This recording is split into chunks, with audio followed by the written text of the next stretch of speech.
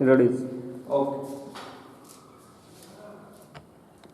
Hello students, आप लोग को मैट्रिकुलिन ऑनलाइन में स्वागत है। आप लोग कैसे हैं? आई होप कि अच्छे होंगे।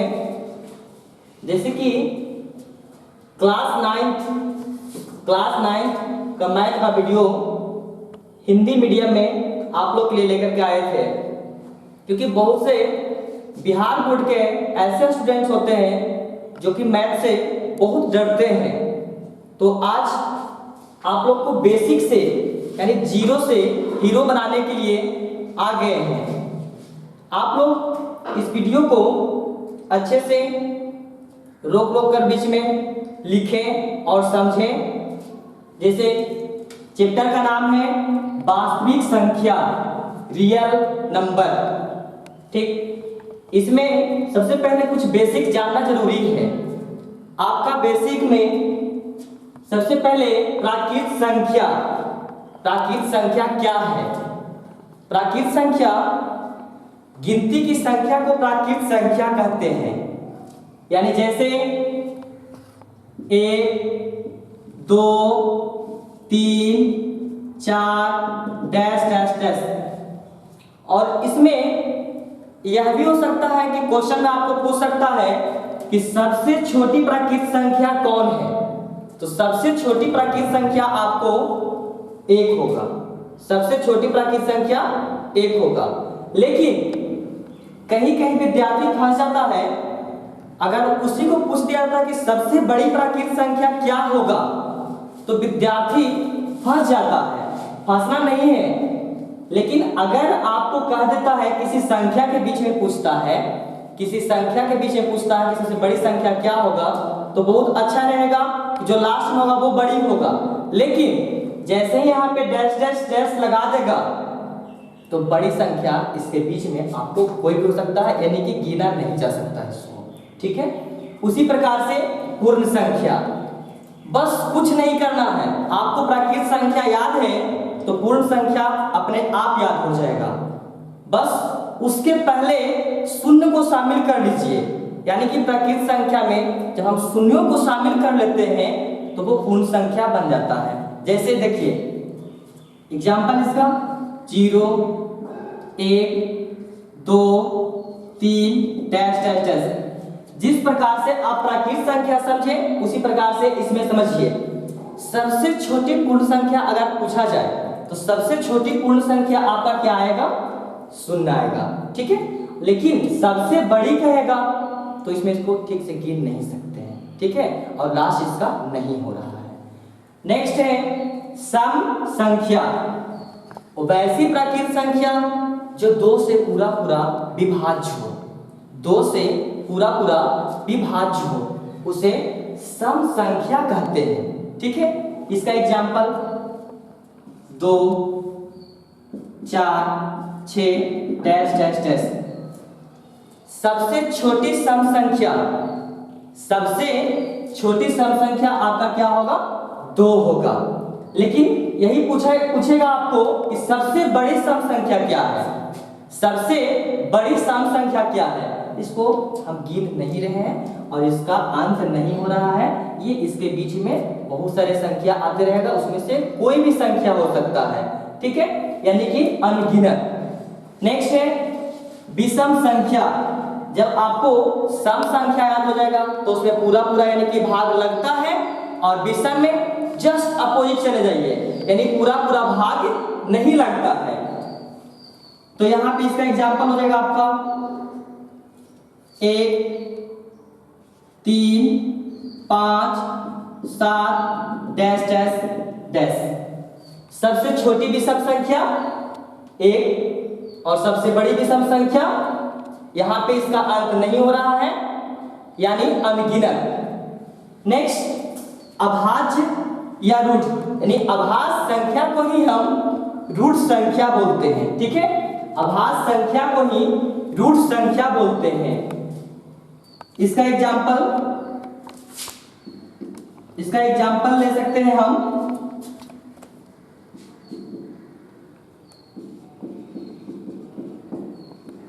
2 2 3 5 7 डैश डैश डैश।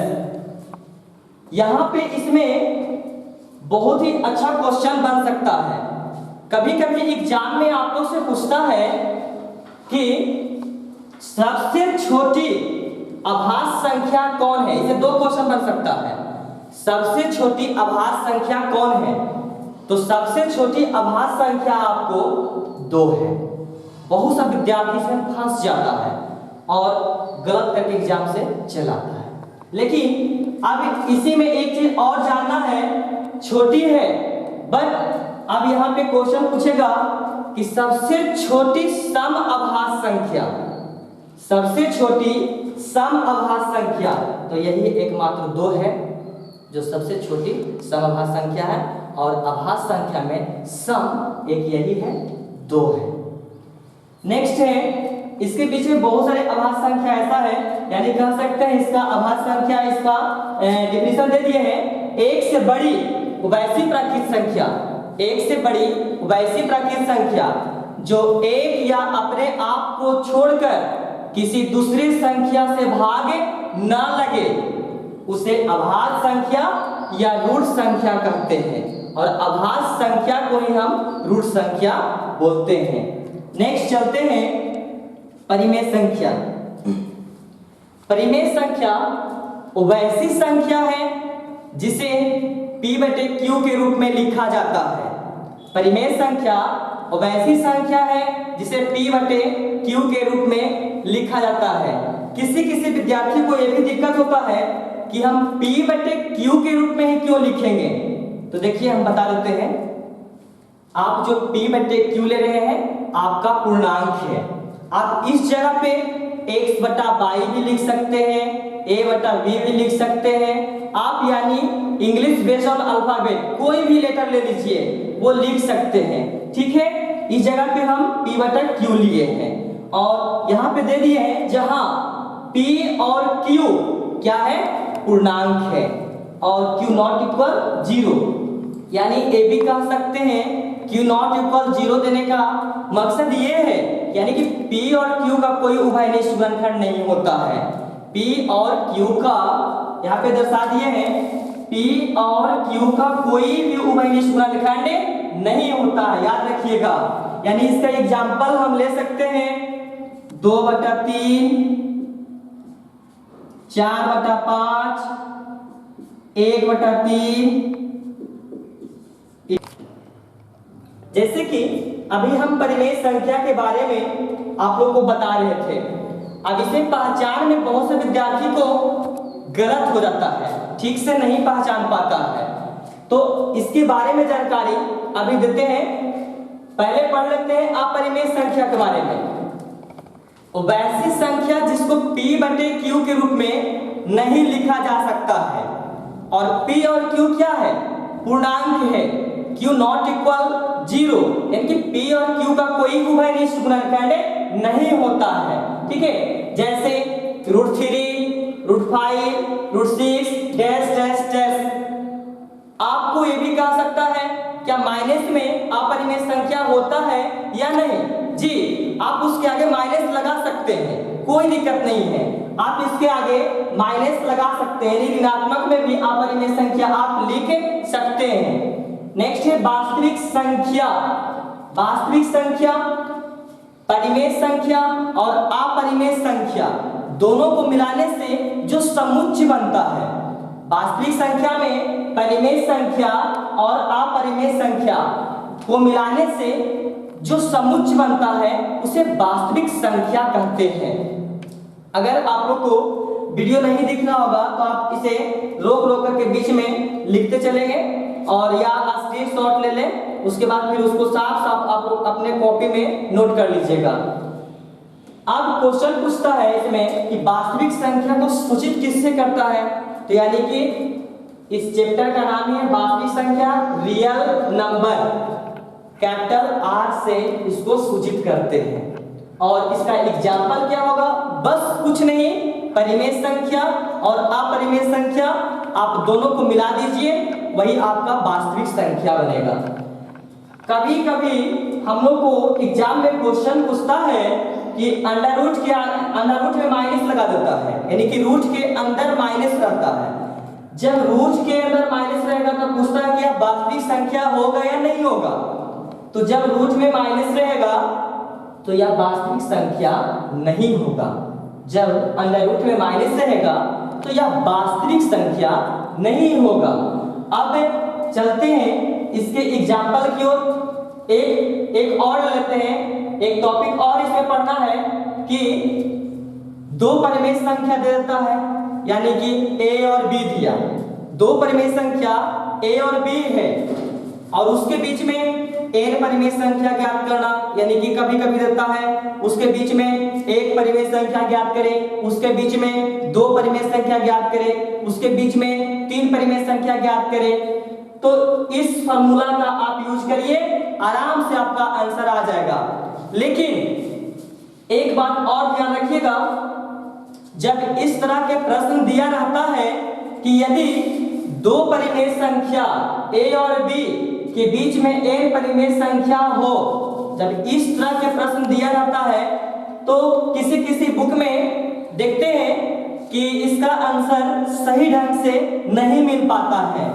तो इतना हड़बड़ाने की कोई बात नहीं है और हड़बड़ाइएगा यहाँ पे नहीं, बस इतना जान लीजिएगा जब आपका बना हुआ हो जाएगा क्वेश्चन, जब इस तरह के दिया रहेगा, जब आपका बना हुआ हो जाएगा तो वहां पे एक बात और ध्यान रखिएगा कि लास्ट में जब जहां पे आंसर लिखते हैं वहां पे एक नीचे में पॉइंट लिख दीजिएगा, एक नीचे में पॉइंट लिख दीजिएगा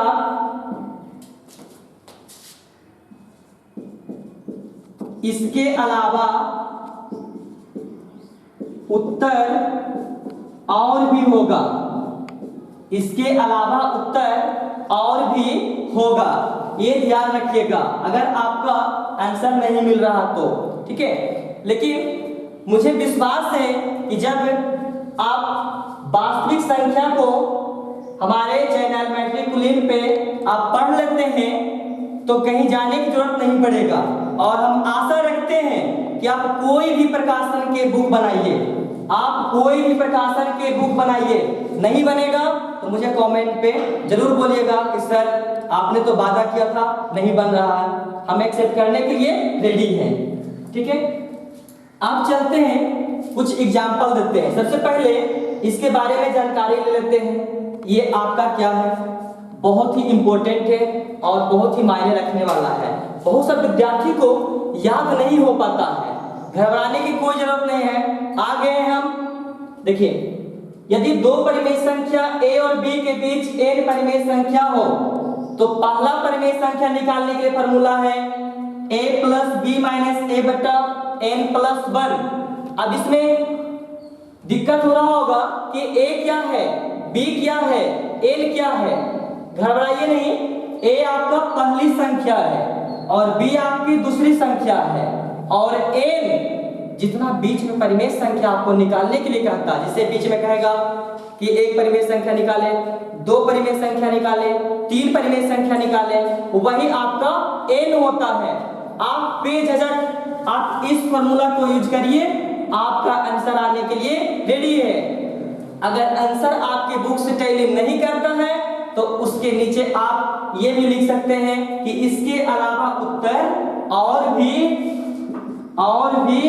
होगा, इसके अलावा उत्तर और भी होगा, ये आप लिख सकते हैं। जैसे अब आप लोग को हम क्वेश्चन देते हैं, आप लोग को हम क्वेश्चन देते हैं।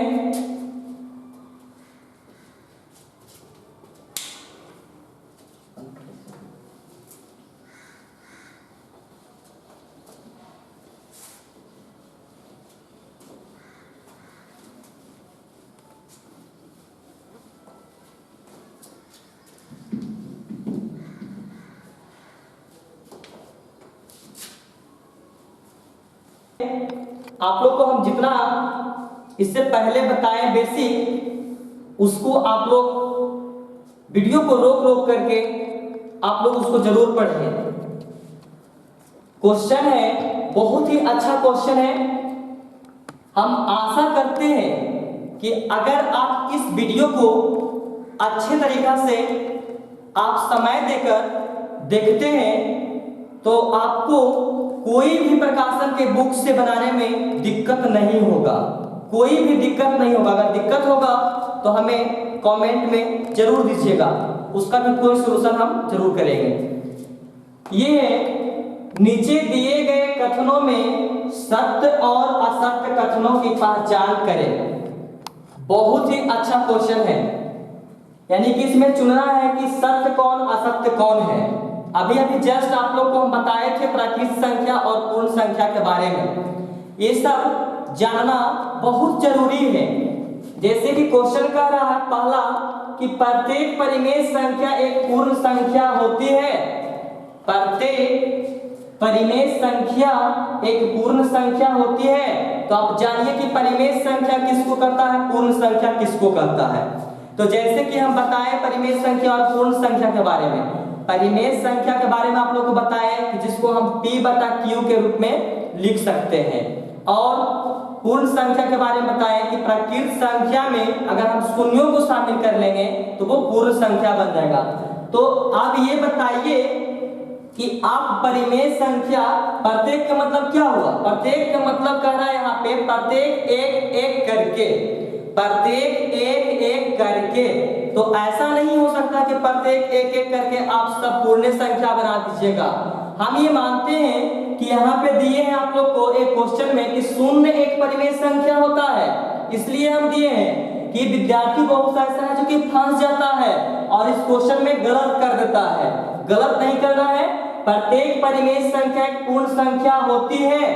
तो देखिए परिमेय संख्या आपको 2/3 भी आप ले रहे हैं तो परिमेय संख्या ही है, अगर आप 2/3 ले रहे हैं तो परिमेय संख्या ही है, अगर आप 3/5 ले रहे हैं तो परिमेय संख्या ही है, अगर आप 4/5 ले रहे हैं परिमेय संख्या ही है। तो यहाँ पे प्रत्येक की बात कर रहा है, तो यहाँ पे प्रत्येक परिमेय संख्या एक पूर्ण संख्या नहीं हो सकता है, यह असत्य है। यह कथन क्या है, असत्य है। यह कथन क्या है, असत्य है। अब कारण इसका क्या लिखेंगे, इसका कारण आप यही लिखिएगा, इसका कारण आप यही लिखिएगा। पहला का आंसर का सॉल्यूशन है, आप सबसे पहले क्या करिएगा कि प्रत्येक परिमेय संख्या, तो यहाँ पे कोई एग्जांपल आप ले लीजिएगा।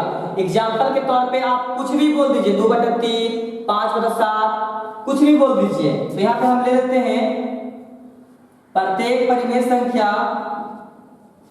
यहाँ पे ले लेते हैं असत्य हो जाएगा, इसका आंसर असत्य हो जाएगा। क्यों होगा, इसका कारण लिख देते हैं, क्योंकि 2/3 परिमेय संख्या है, लेकिन पूर्ण संख्या नहीं है, पूर्ण संख्या नहीं है। यह है आपका पहला का आंसर। अब चलते हैं दूसरा बी में क्वेश्चन कह रहा है कि प्रत्येक पूर्ण संख्या एक परिमेय संख्या होती है। प्रत्येक पूर्ण संख्या एक परिमेय संख्या होती है, ये सत्य है, क्योंकि पूर्ण संख्या हम यहां पे ले लेते हैं, ये सत्य है, ये सत्य है, क्योंकि एक पूर्ण संख्या ए है। एक पूर्ण संख्या क्या लिए, ए लिए। तो परिमेय संख्या यहाँ पे कह रहा परिमेय संख्या होती है, बी में कह रहा परिमेय संख्या होती है। तो जब एक पूर्ण संख्या ए लेते हैं तो परिमेय संख्या आप जानते हैं कि जब आपको कोई भी अल्फाबेट दिया रहे तो हर में अपना मन से एक दे सकते हैं। तो परिमेय संख्या क्या a/1 नहीं हो जाएगा, परिमेय संख्या a/1 होगा, इसीलिए यह परिमेय संख्या होगा। और ये क्या है, सत्य है। ये क्या है, सत्य है। पहला के बी का आंसर है सत्य।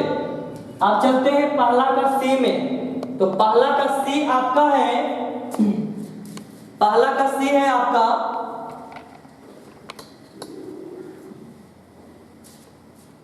पहला का सी, पहला का सी आपका इसमें हो जाएगा शून्य एक परिमेय संख्या है, ये भी सत्य है। पहला का सी आंसर ये भी आपका सत्य है, सत्य है। इसका कारण क्योंकि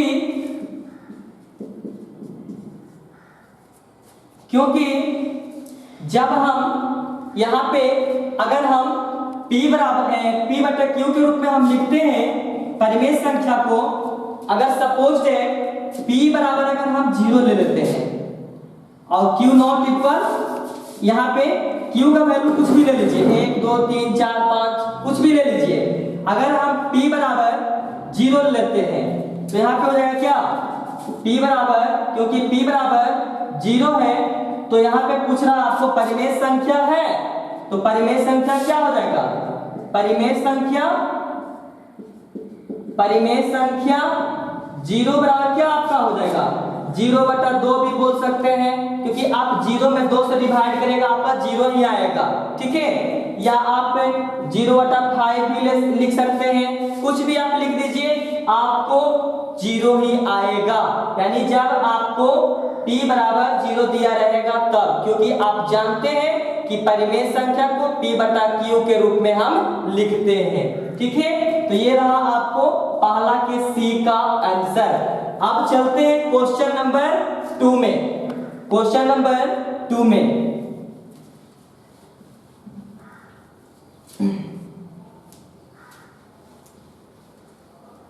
क्वेश्चन नंबर 2 का आंसर 2 में आपको कह रहा है, क्वेश्चन नंबर 2 में निम्नांकित संख्याओं में कौन सबसे बड़ी और सबसे छोटी है ना, कौन सबसे बड़ी और सबसे छोटी संख्या है बताएं। तो सबसे पहले जब इस तरह का प्रश्न दिया रहेगा तो एक बात यहाँ पे जान लीजिए कि सभी धन संख्या ऋण संख्या से बड़ी होती है। यानी धन संख्या का मतलब क्या हो गया, धन संख्या प्लस और ऋण संख्या माइनस। तो यहाँ पे हम लिख सकते हैं कि सभी धन संख्या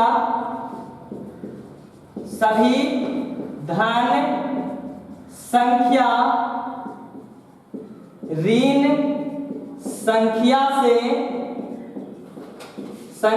से बड़ी होती है। सभी धन संख्या ऋण संख्या से बड़ी होती है। तो सबसे पहले हम चलते हैं ऋण संख्या में। ऋण संख्या आपको क्या है, -2/3 है, -7/9 है, और धन संख्या 3/7 है और 2/5 है। तो यहाँ पे हो जाएगा -2/3 -7/9 के हर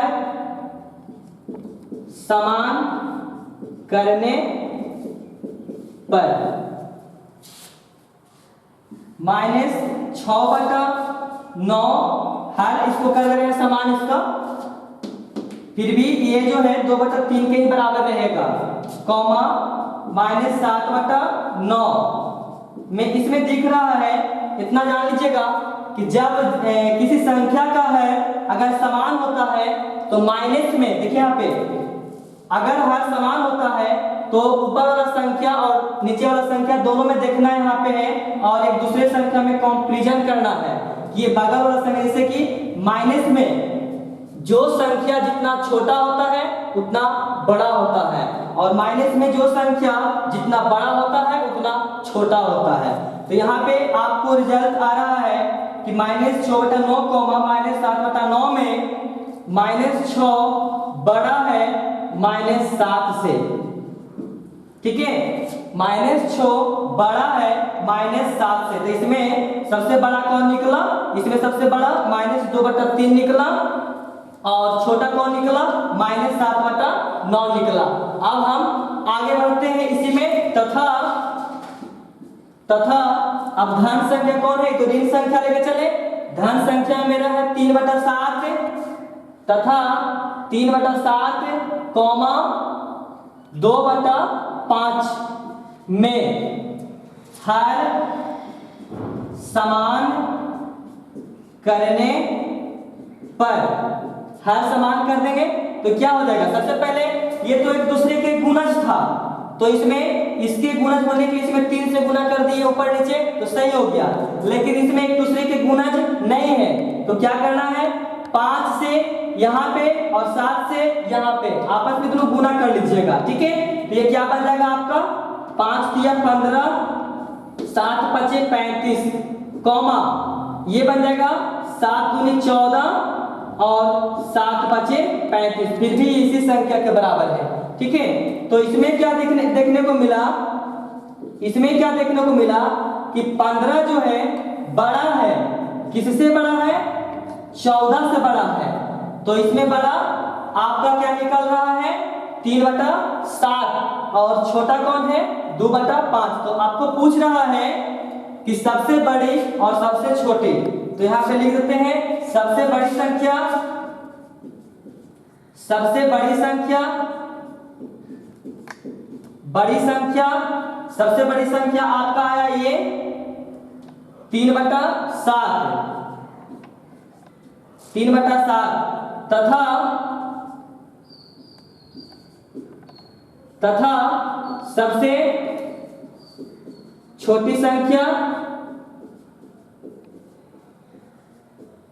सबसे छोटी संख्या, चलिए तो ये तो कम से कम ये जो है 14 आपको ये सबसे तो बड़े हैं और 6 इससे तो बड़े हैं, सबसे छोटा ये निकल रहा, तो ये किसका वैल्यू है -7/9 का, तो इसमें क्या हो रहा है सबसे छोटी संख्या -7/9, ये रहा आपको दूसरा का आंसर। आप लोग वीडियो को रोक रोक करके जरूर लिखिएगा और हम आशा करते हैं कि आप कोई भी प्रकाशन से बनाइए आपको बेझिझक बनेगा। आप चलते हैं तीसरा क्वेश्चन की ओर। तीसरा क्वेश्चन है संख्या रेखा पर 8/3 को निरूपित करें। बहुत ही अच्छा और शानदार क्वेश्चन है।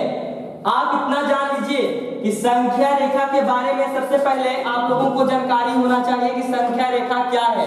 तो संख्या रेखा के बारे में आप लोग को जानकारी अच्छा तरह से होना चाहिए कि संख्या रेखा क्या है।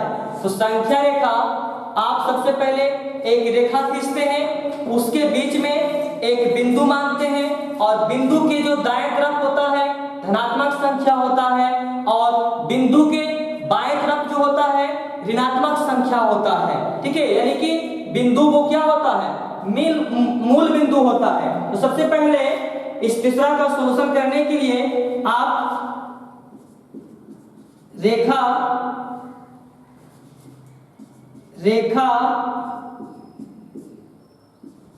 में मूल बिंदु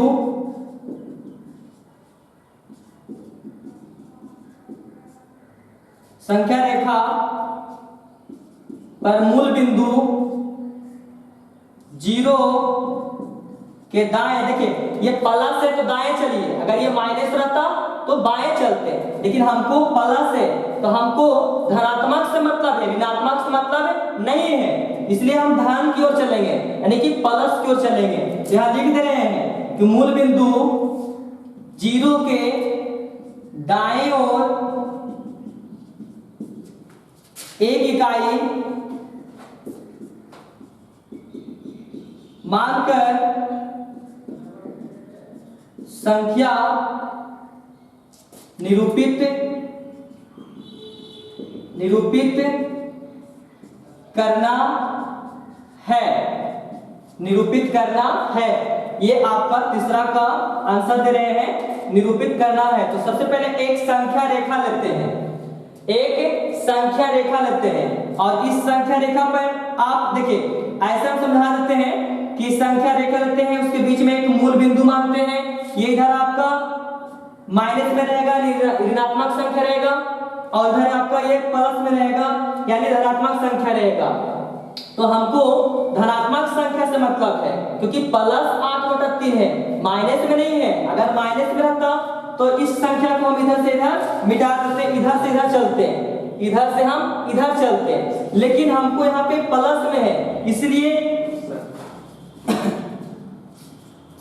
इसलिए हम इधर की ओर चलेंगे। और जब इधर की ओर चलेंगे तो मूल संख्या क्या माने हम? 0 माने हैं, है ना। और 0 तो किसी का इकाई मान लीजिए, एक इकाई मान लीजिए, है ना, एक इकाई मान लिए। 1 1 2 3 4। अब और भी संख्या आगे की ओर मान सकते हैं, है ना। डिपेंड करेगा आपको संख्या पे कि कितना संख्या का निकालना है। तो सबसे पहले आपको हर में कितना है? 3 है। हर में कितना है? 3। इसे 3 भाग में खंड करते चलेंगे। 1 2 3 1 2 3 1 2 3 1 2 3। और भी इसी प्रकार से हम आगे की ओर बढ़ते चले जाएंगे। हमको संख्या रेखा पर दर्शाना कितना है? 8/3 दर्शाना है। तो गिनते हैं 1 2 3 4 5 6 7 8 हमको यहाँ पे गिरा। तो संख्या रेखा पे 8/3 हमको यहाँ पे गिरा, है ना। अब यहाँ पे हम कुछ भी मान सकते हैं, कुछ भी मान लीजिए, O मान लेते हैं और इसको हम P मान लेते हैं। अब विशेष कुछ नहीं लिखना है, लिख दीजिए इसके नीचे में संख्या रेखा पर, या लिख दीजिए मूल बिंदु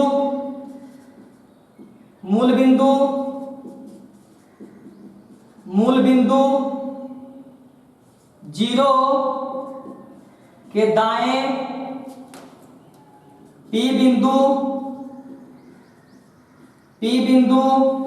8/3 दर्शाता है, 8/3 दर्शाता है। ये आपका तीसरा का आंसर है।